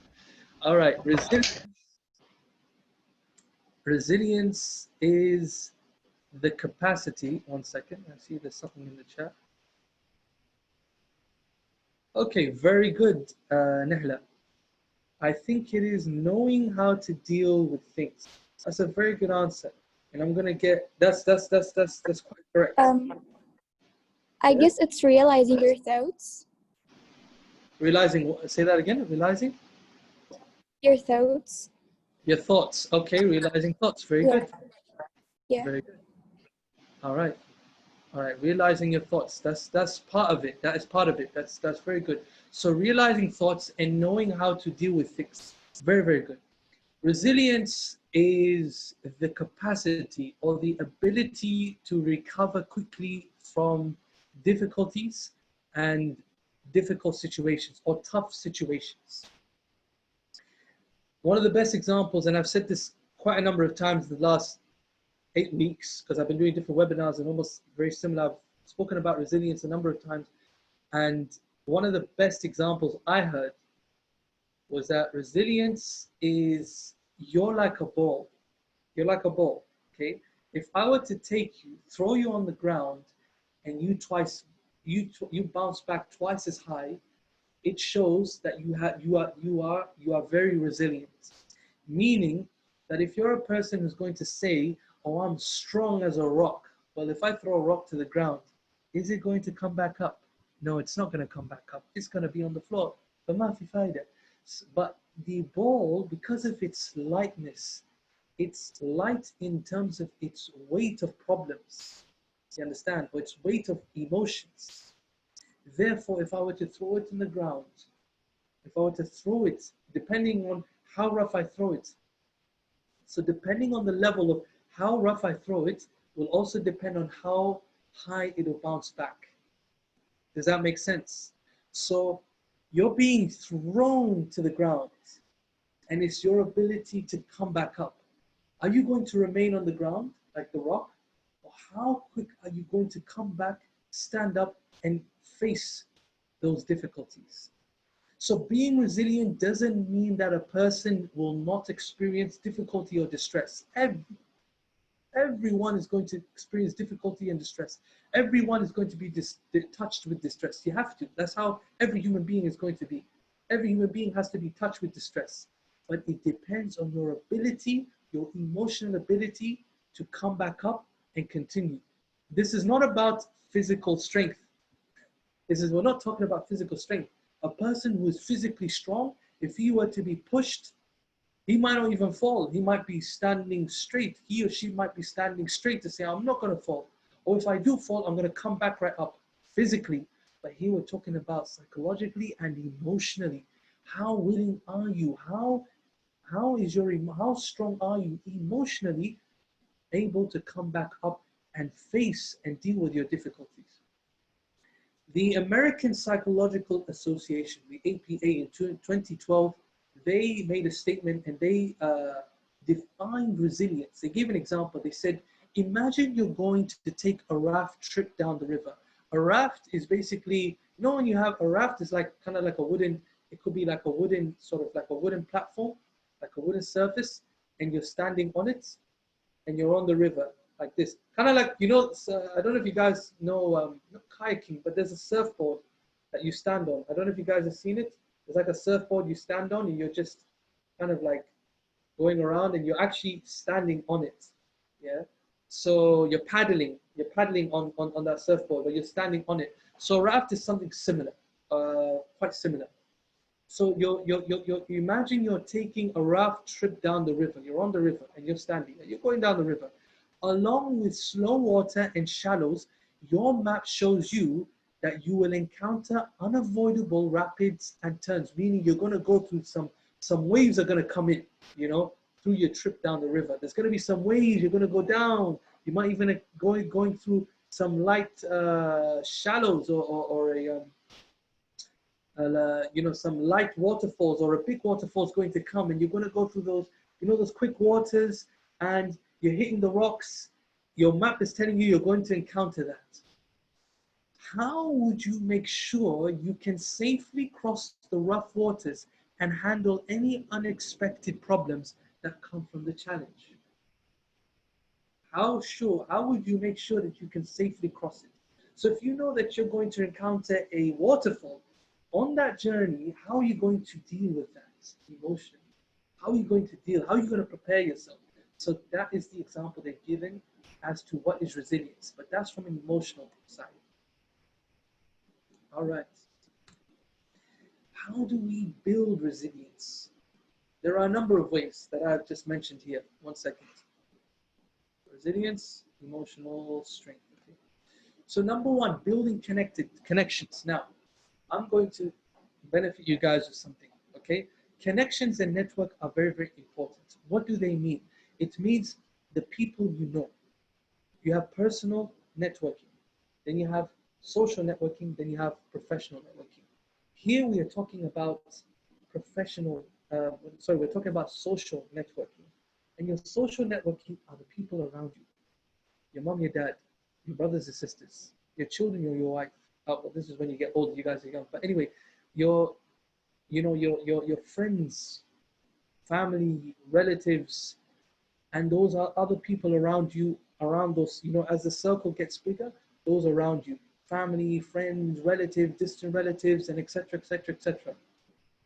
Whether it be here in Muscat or it could be anywhere else, your social connection. And now we can connect with people much more easier than we could 20 years ago. 20 years ago, the phone just came out. This wasn't available. Was this really available back then? Seriously, this wasn't available. 20 years ago, this wasn't available. You know, these started to come just about 10 years ago. And also 20 years ago, we had those little phones, those little Nokia phones. It wasn't easy to connect with people like we can today. We can connect from people from different parts of the world so easily on WhatsApp or on social media. It doesn't matter, but we can connect instantly. Now, building your connections, how does it help you with resilience? When you know you have people, and I mentioned this earlier, compare the person who has people around him socially, has people around him, people you know you can contact, call, ask for help, ask for assistance, and compare that to a person who doesn't have anyone. Who do you think is going to be more anxious? Who's going to be more distressed? It's going to be this person who's doesn't have a strong connection, but this person has a strong connection. So that when this person goes through difficulty, this person has people they can contact, they can connect with, they can communicate with, and etc. So that's number one. Number two, foster wellness. What is wellness? It is our ability to feel better. Exercise, nutrition, our eating habits, and our mental health or our mental well-being. All of these things affect our mental well-being, our eating habits, and our exercise, a physical activity. We've noticed that during COVID-19, not many people have been, people's exercising has kind of changed. Some people, like people who like to go to the gym, for example, gyms are no longer open. People like to play football, for example. The pitches are no longer available. I mean, in some parts of the GCC, they open it up. But in Oman, still, we haven't opened them up yet. So no sports activities have been opened up. So, and we don't know whether we can go out walking or not. People are walking in the beaches, are walking the streets, but people are a bit afraid. Do I have to wear on the mask? I can't breathe. I'm sweating. Am I going to have to breathe on the mask? It's going to affect me. Am I going to get pulled over by the police, by ROP? Are they going to pull me over and tell me to go back home? So it's kind of like that. Some people are a bit worried because they feel like they've been gaining weight throughout the pandemic. Their eating has just been crazy, so much anxiety that they've just been eating and eating and eating. And talabat, mashallah, they're all over the place. Just a quick, just get on your phone, just make a quick order, boom. The next hour, they're at your door. That's it. You got your food ready and prepared. So wellness is about taking care of yourself in terms of your nutrition, your food, and your eating habits. Your exercise, try to be physically active to the best of your ability, as much as you can. You can do home exercises. Many people are following, YouTube videos on different functional cardio, even Horizon Women, for example, and I think even Horizon Men, they've all, gone on Instagram now. They've all got videos, live videos, so that people can continue their Zumba classes and all different types of classes. And finally, take care of your mental health. If you want to find ways, do contact me. We can talk about that. Do take care of your mental health. How can you take care of that? Take care of how you think. There are ways, and we'll get to that, on ways of how do we organize our thinking and structure our thinking, help ourselves from negative thinking to positive thinking, and how do we deal with difficult thinking. How do we counter that? Number 3, finding purpose. Purpose in your life, personally, socially, professionally, even whatever purpose it is. Finding purpose and meaning. Number 4, embracing healthy thoughts. It is very normal that whenever any human being goes through a difficult situation, the first thing they think about is always an unhealthy thought or a negative thought. Or a negative assumption. Su'adhan, basically, on a situation. Usually that's the case. By default, that's how we are. But it takes us time to train ourselves to learn how to embrace healthy thoughts. So for example, your negative thoughts are like here, and healthy thoughts, not much. So it takes time to train. As you train one, the other reduces. As you train one, the other reduces. So it has to go from here to like this. See negative, healthy thoughts. It takes time. You're not going to do it in 1 day or 2 days or 3 days or 1 week. It's going to take you a bit of time, but train yourself. Number 4, seek help. Seek professional help. Seek social help. Don't fear to ask help. Someone you want to talk to. Someone you want to speak to. Seek professional help. The team, Youth of Psychology, they have done a great work working, and they've been supported by the National Youth Commission in providing a website you guys can look into. It's called Psych COVID-19. If I get a chance, or maybe Jihan or Reem can give you guys more info. There is a website now. It's in the Arabic language. The English is soon to come, inshallah. But the Arabic language is available. In Arabic, it's there. And it gives you so many tools on what you need to take care of yourself. And even with regarding our topic, there's a list of tools and equipment that you can use, a list of tools and a list of techniques that you can use on how to feel better. So seek help, ask, talk to people. There's nothing wrong with you speaking to someone about your issue, but speak to the right people. Speak to the right people. And finally, number 5, I think it's number 5, or is it number 6? Number 6, pay attention to how you speak to yourself. What do I mean? Some people speak to themselves very, very negatively. Some people underestimate themselves. Some people have a very low self-esteem. Some people undervalue themselves. You need to learn how to start speaking to yourself in a very positive manner. One way I personally do is I listen to motivational podcasts or motivational speeches. Maybe you guys can do the same. You know, on YouTube, there are different channels. There's Motiversity, there's motivational, there's Motiversity, there's Next Level Motivation, there's different ones. There's Goalcast, there's different ones. I can name you a list. But there are a lot of different sort of YouTube channels that have so many videos on, you know, podcasts just for you to listen to someone talking. Could be an actor, could be a famous person, but just giving you some motivation, just boosting up your motivation. Trust me, it helps. It really does help. All right, emotional strength. So finding sense and purpose. We talked about that. Meaning, believe in your abilities, believe in your strengths, believe in your skills, believe that you can make it and you can get through this. Develop a strong social network. We mentioned this. Embracing this change. Yes, it's a tough time, but that doesn't mean it is your choice whether you wish to stay on the ground or you want to make a difference and you want to find yourself and be a positive change and a positive impact into this current situation. Being optimistic. Now, there is a famous psychologist. His name is Dr. Martin Seligman. And he is one of the main founders of an area of psychology called positive psychology, which was found and developed in around the mid-90s. And he wrote a book called Learned Optimism, where he's emphasizing that optimism is something that people need to learn and train themselves to adopt.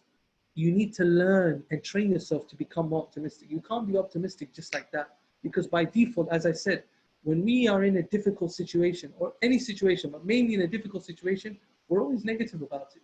By default, we have a negative view of it. or perspective, our response is usually quite negative.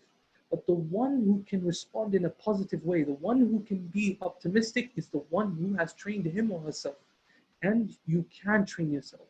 You can train yourself. Nurture yourself. And nurture here is by protecting yourself. You know, making sure that you're protected, making sure that you're healthy, make sure that you're safe. Develop problem-solving skills. This is very, very important today, not only in the professional world, but also everywhere else. Learning and developing problem-solving skills, the ability to solve problems. You know, we're not just talking about a scenario and you know how to solve that case. No, but how to solve a difficult situation that you're in, how to solve it, how to solve this problem. It helps even in a practical aspect. Establish goals. You're all young, 15, 16, 17. You guys have goals or not? I know you guys have goals. And if you don't, start writing your goals. And don't worry, you can write your goals and they may change, but at least you have goals in your life and try to achieve your goals. You can achieve goals right now. You can have short-term goals and you can have long-term goals. Maybe even now you can still develop and establish, achieve your short-term goals.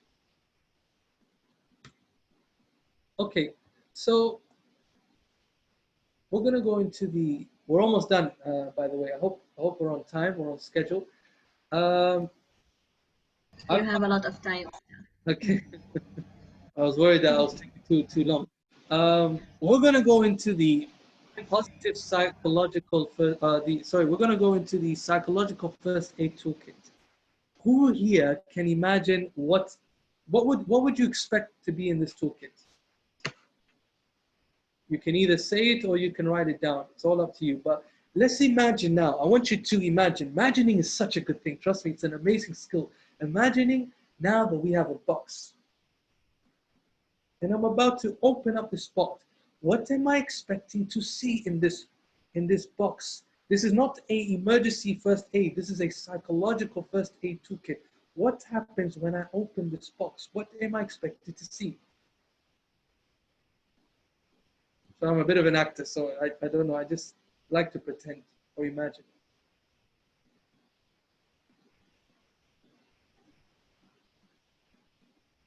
You can throw any guess. Sweet. Yeah, psychological, an emotional suite. Okay. An emotional, maybe an emotional suite.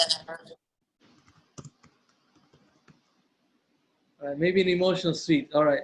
Anyone else? What would you let's be honest right now. What would you open up this box and what would you expect to see in a psychological first aid toolkit?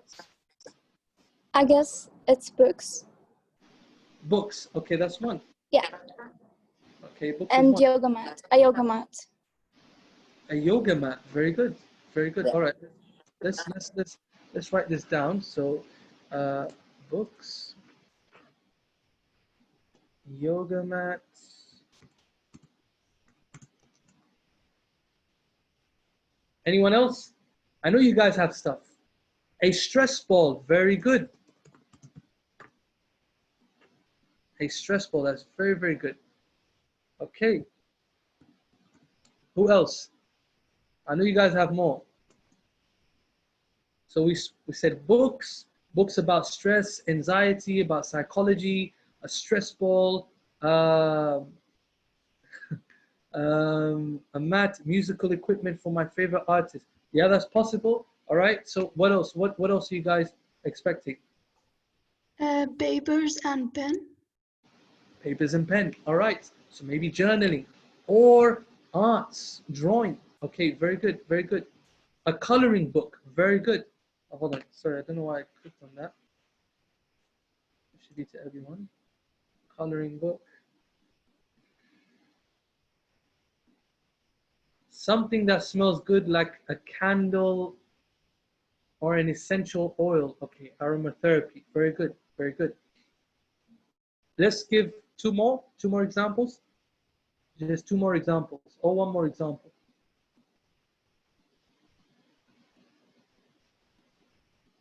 Maybe one more example. Can I get one more example? Anyone? Jahan, Reem, anyone? Yeah, you got one. Very good. All right, very good, very good, very good, very good, very good. Excellent stuff, ladies and gentlemen. Mumtaz, Mumtaz. These are all now. I've got an exercise for you guys after we talk about the toolkits. And remember, every human being now in the normal emergency first aid in the the emergency first aid toolkit, there are a number of stuff, okay? There's so many things, but you're only going to take the things that you need depending on that situation. So everyone in every situation is different. Always remember that, okay? So I'm liking what people have written down. Excellent stuff, well done. This is just an example. I'm just giving you an example. I know it's a long list, but this is just to give you an example, and I'll give you some brief explanation. You have anxiety management, or like when I say anxiety management, so like techniques to manage your anxiety, different techniques. So it could be papers, it could be a book, it could be a booklet, it could be a pamphlet, it could be a leaflet, it could be any educational information, any educational resource, like a manual maybe. So maybe a leaflet on how to manage anxiety, or anxiety management techniques or tips. So how to manage anxiety, how to manage your thinking of fear, worry, and stress. I forgot to add, maybe stress management will come under that. Excuse me. Cognitive behavior techniques. Cognitive behavior, the approach of the therapy, was developed. It's a combination of cognitive and behavioral techniques to encounter how we think, because how we think affects how we behave. How we think affects how we behave. When you have a situation, three things happen. You have a situation, a mawqif, a situation. Once the situation happens, the first thing that starts is the thoughts that you have, what we call the automatic thoughts. And the automatic thoughts are the first thoughts that come to your mind when you encounter a situation. They're the first thoughts that come automatically. That's why they call automatic thoughts. They're the first thoughts that come to your head. So these thoughts translate into emotions. So depending on the thoughts that you have, then you will have particular emotions relating to it. And then after you have these emotions, then you have the behavior or the response or the reaction. And then you have the results. The final results will depend on the three before it. Your thought, I bumped into someone's car. What's the thought in my head? Why? Why now? I have to take my car to Ma'bela, Sana'iyya. I have to do this. I have to call my insurance. I have to get the police involved. I gotta go to the police station. Thought, emotion, stressed, worried, feared, shy, maybe to talk to that person. How do I deal with the situation? Frustrated, angry. Reaction, behavior. I might not be calm. I might be aggressive. Asabiyya. I might be aggressive. I might not be able to talk to that person properly. I might run away. I might just run away from the situation because I don't want to deal with it. The result, obviously, in this case, won't be too positive now, would it? It's just an example. So I just gave you an example of how the actual cognitive behavioral model kind of works. All right, so that's just to give you an example of how it works. So it is how we think is how we behave. It affects how we behave, all right? It affects how we feel and behave. So there are cognitive behavior techniques. This is why I'm telling you guys, visit the website, and maybe I can find the website quickly and write it down for you guys so that you guys can visit, or you can ask Reem and Jihan to provide you, inshallah, with the link to the website, and it's very, very helpful. Behavioral activation. When a person feels depressed, they don't want to do anything anymore. There's nothing. They don't want to do anything. They literally don't want to do anything. Khalas. Everything I used to do 2-3 weeks ago, 2-3 months ago, I have stopped doing it. I just don't feel like it. I just don't feel, I'm not in the mood to do it anymore. So behavioral activation is how to get them back, how to bring their behavior back. I think we have a question. There we go. Thank you, Jawahar. Thank you very, very much. Allah yatish al-afiyah. Thank you very much. That is the website. I encourage every one of you to go onto that website and you will find it absolutely beneficial. All right, it's very, very good. All right, so behavior activation is trying to get a person back to activate their behavior, to get them back to their hobbies and their interests, whether it be their old hobbies and interests or to develop new hobbies and interests. Relaxation exercises, how to relax the mind and body. There are exercises, breathing exercises, journaling. Some people like to write, some people don't, but if you do like to write, then journaling is really, really good. Writing about your day, writing about your week, writing about the month, write about anything you want to write. Imagine. Imagining is such a powerful tool. Emergency contact list. Have that contact list. Who can I contact? You know, doctors, because I work in the healthcare sector, you know, doctors, you know, they have every single room, they have a contact list. Who do I contact? In this center, in this department, in other departments, who do I contact? Because if I need anything, I know to contact. So a psychological first aid toolkit is very, very important that you have an emergency contact list. When it comes to an emergency, a psychological emergency, who do I contact? Who do I contact? Any emergency, who do I contact? Gratitude. How to establish gratitude among yourself. Being grateful for some of the things that you have that others may not have. We're going through a lot of difficulties, yes we are. But alhamdulillah, what happened in Lebanon did not happen to us, and inshallah it doesn't happen to us. So we need to establish gratitude that that didn't happen to us. We're not going through what they're going through, and that's in the capital.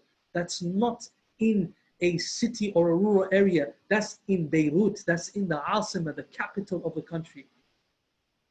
May Allah protect us if something were to happen to this city right here. Yet again, all other cities and governments in this country. So we need to be grateful that we have not reached to the level of what other people in other countries probably are going through.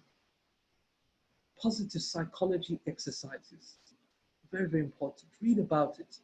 Read about it. If anybody wants these slides, just ask, and maybe, I don't know if Jihan or Reem can allow me, we can find a way to send these slides to you guys if you want them. If you guys find it beneficial. For me, I want it badly. So, okay, if it's okay with you, we can send them to them. I'll send it to you, then you can send it to them, inshallah. I'll Okay. send it to you. All right. All right. Excellent stuff. So positive psychology is an area that I love so much because it really teaches us on how do we become more positive human beings. It's not just, oh, think positively. It's not easy to think positively. Let's be realistic. Let's be realistic, ladies and gentlemen. It is not easy to be optimistic. But positive psychology is an area of psychology that teaches people how to train themselves to become more optimistic in their lives.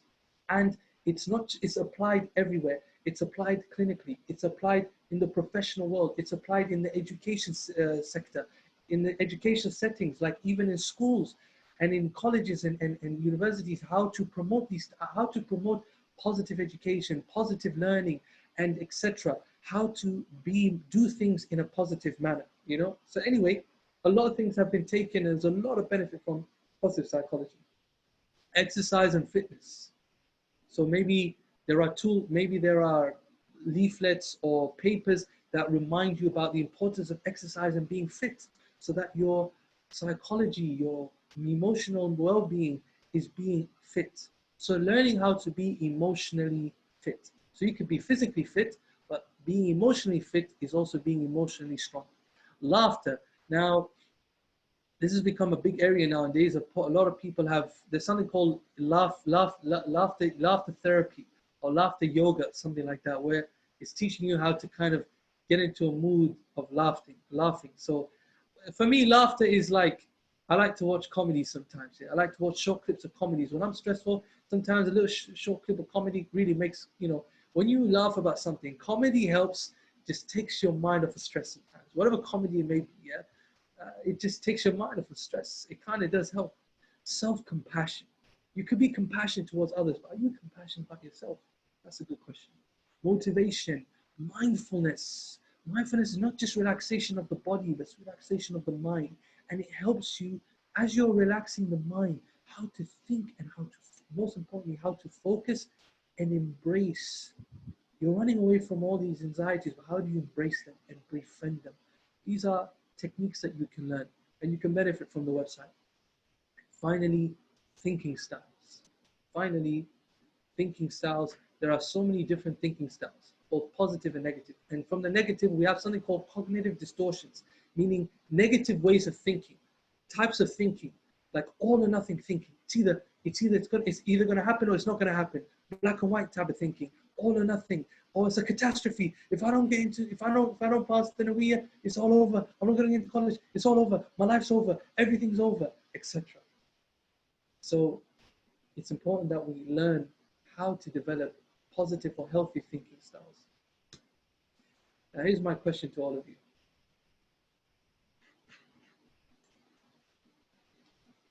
This is empty for a reason. And I have left it empty because it's all for you, not for me. What would you like in your toolkit?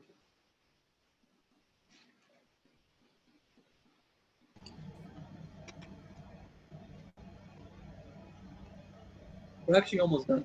For me, yeah. Can I start? Yeah, definitely. Go for it.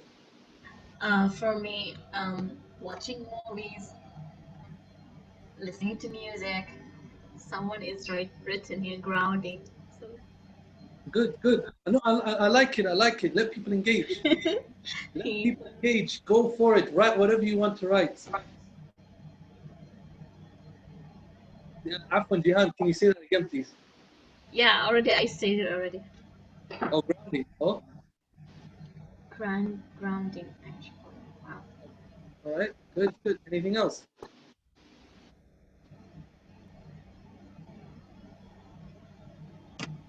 Would anyone else like to add? They can write like. Yeah, they can write. They can add. Someone is writing.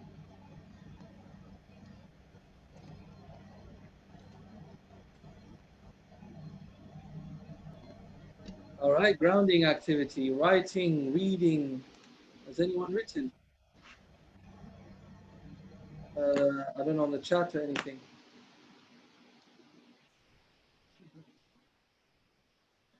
All right. So grounding, activity, writing, reading, art. Excellent stuff. Excellent, Saeed. All right. Anyone else? What would you like? You can put anything. I just gave you an example of a number of lists. There's even more than that. Trust me, there's more than that. I just gave you guys quite a long example, but there are more than that. What would you guys like?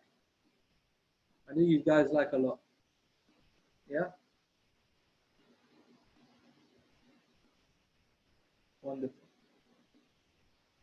All right, excellent stuff. Excellent stuff.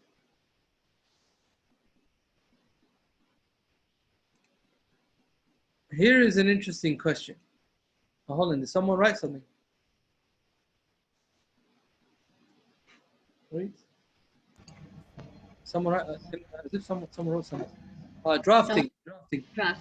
Drafting. Very good, very good, very good. All right, here's a question. Can you help others after all of what you've listened? Do you think that you have the courage to help others?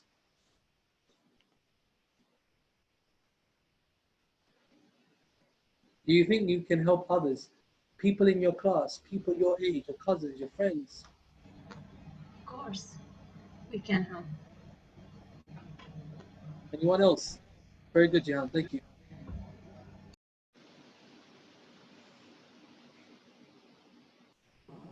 Yeah, of course I can help. If I understand the way that they thinking, I guess I can help. Very good. Very good. I like that attitude. Very good. All right. We are almost very close to being done. There is one that I'd like to introduce you guys to. This YouTube clip. I just hope it'll work. 1 second. Just want to open it on its own. Can all of you see this?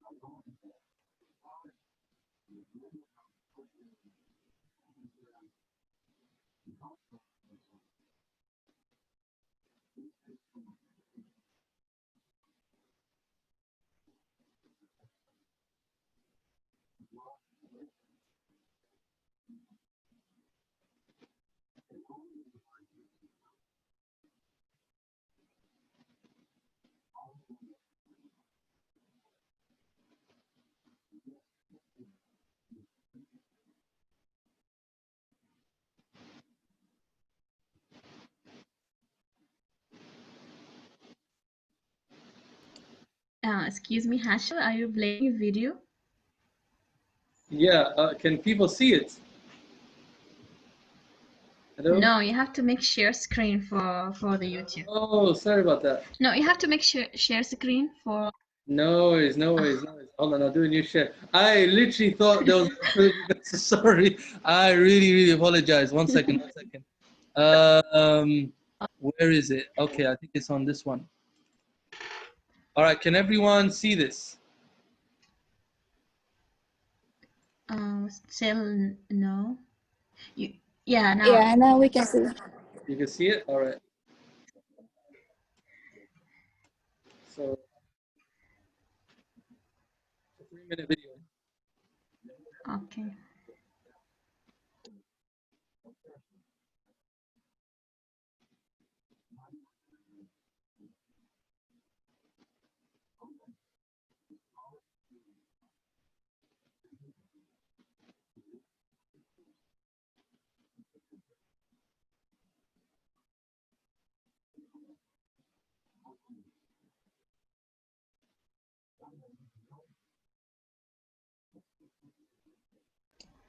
Hashil, there's another problem.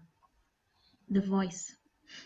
You have to remove your headphones. Move my what?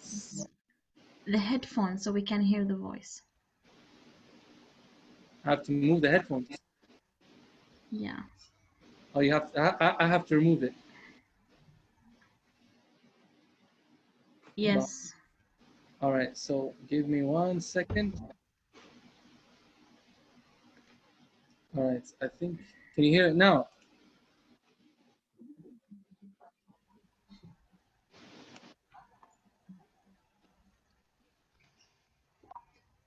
No, still there's no voice. Can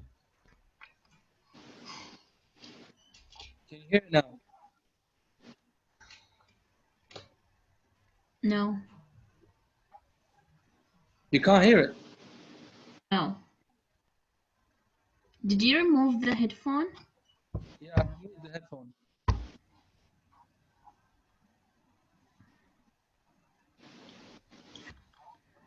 Still there's no voice.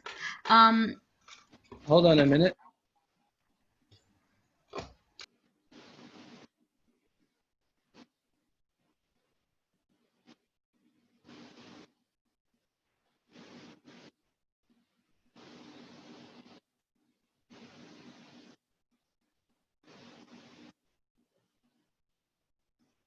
You know what? You know what? Hold on. I'm gonna stop this. I will share. Hold on. I think one second, 1 second. Let me just put this back. Let me just. This is actually, we've ended it, to be honest. Where is the chat? What I will do, You can I'll just send the links. Yeah. yeah, that's what I'm gonna do. So I think it's best I just send you guys the link. So I think it'll be better that you guys, benefit. Hold on, I'm gonna send you guys 2 links. And also we can keep it as a resource for us. Oh, definitely, definitely. The thing is that these links, they just, as young people, so you can hear the guy who's talking to someone. The guy who's talking, the guy who has the Asian look, he's the emotional first aider or the psychological first aider, and he's trying to tell the guy that, listen, you look like you're in a difficult situation, and there's a friend who's there next to the other guy, and he's like, no, there's nothing wrong with him, and he's all right, and he's actually starting to nod his head and saying, actually, yeah, I actually do kind of feel down at times, and he's trying to establish that what he's trying to say in that video is it is very normal for an individual to actually start feeling sort of suicidal or depressed, or it could happen. And it's important that we attend to such issues so that we can find ways to support and to provide care for that person, to make sure that everything, that they're safe, they're secure, and they're, we instill hope in them that things are going to be okay. And obviously the second one is more to do with psychological first aid during coronavirus quarantine, which has been delivered, a short video delivered by a psychiatrist in the United States. Without further ado, ladies and gentlemen, that's pretty much it. So I don't know if you guys have any questions, anything you'd like to ask. If anyone has question, they can open the mic or you can write in the chat.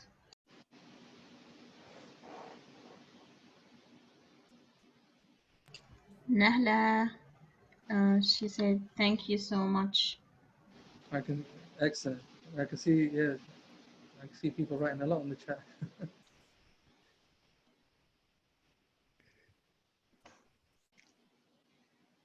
Very good. Thank you very much, everyone. Okay, thank you, Mr. Hashil, for your time, and thank you all for listening. Thank you.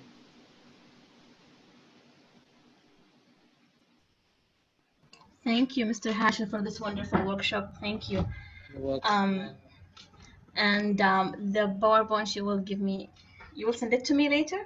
Yeah, can you just send me an email, please? Send me an email and I will send it to you. And please spread it to the people who signed up so that they can benefit from it as well.